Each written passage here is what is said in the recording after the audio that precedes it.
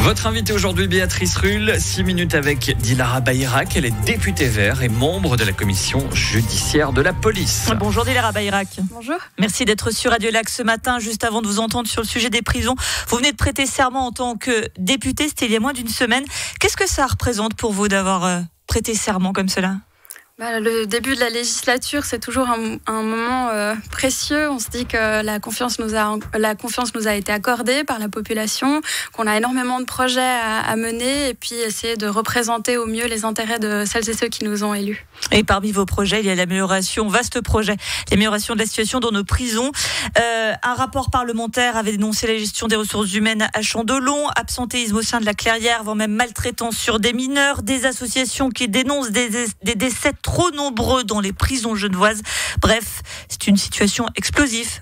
Situation explosive et inacceptable pour Genève, bastion des droits humains. Il y a énormément de travail à faire et je pense qu'il y a une réelle volonté, en tout cas au niveau du Grand Conseil, de prendre ce sujet au sérieux. Maintenant, de quelle manière ? À voir. Arrêtons-nous justement sur ces décès dans les prisons genevoises. Le dernier remonte à moins d'un mois. C'était la prison de Fafra. Sur les 3 dernières années, on est environ, pardonnez-moi de ces statistiques un peu lugubres, mais de 3 morts dans les prisons par année. Comment est-ce possible que quelqu'un puisse ainsi mourir dans une prison à Genève ? C'est une vraie question auquel malheureusement le Conseil d'État ne répond pas.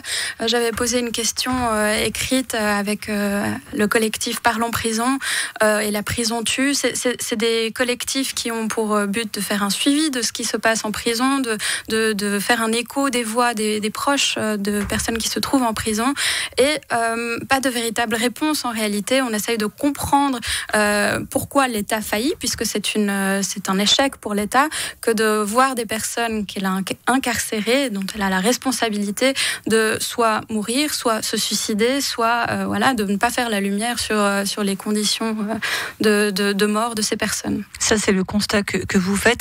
Qu'en est-il de l'action, j'ai envie de vous dire ? Je me la demande. J'ai vraiment envie que l'État prenne conscience que cette politique publique, celle de la politique carcérale, ne peut plus rester dans les méandres soit du Grand Conseil, soit du Conseil d'État. Ça doit devenir une réelle priorité. Et aujourd'hui, il faut comprendre que non seulement on a une responsabilité morale, mais aussi une responsabilité vis-à-vis des concitoyens qui payent pour ces prisons, puisque incarcérer, ça coûte très cher et on ne le dit pas assez. Mais si on n'investit pas plus, eh bien, on continue de remplir une baignoire qui a en réalité un énorme trou. Investir, ça peut passer par une nouvelle prison. Ça ne décrète pas comme ça de faire une prison. Et le Grand Conseil a refusé le projet des Dardanelles. C'était il y a quasiment 3 ans. Depuis, le dossier d'une nouvelle prison semble presque au point mort. Oui, alors à titre personnel, j'ai un peu un ras-le-bol de cet argument des Dardanelles, puisqu'à chaque fois qu'on parle de... C'est la première fois qu'on se rencontre, ne me dites pas que vous en avez ras-le-bol. Pas avec vous, mais de manière générale, en politique, à chaque fois qu'on remet en question, ces questions carcérales sur la table, l'argument principal est de dire, mais vous faites dans l'angélisme, vous avez refusé les Dardanelles, c'est que des bonnes volontés, au final, vous n'êtes pas prêts et prêtes à voter les projets.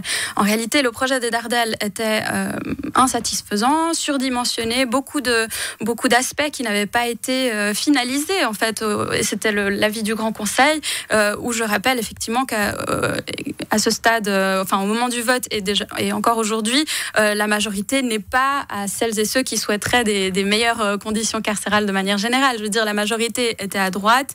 Nous avions pas. Vous êtes en train de me dire que les députés de droite veulent de mauvaises conditions d'incarcération ? Non, je dis juste que de manière générale, il faut parler de l'incarcération, non seulement avec les conditions, mais aussi avec des mesures de réinsertion et de manière générale d'accompagnement, non seulement du personnel, mais aussi des détenus.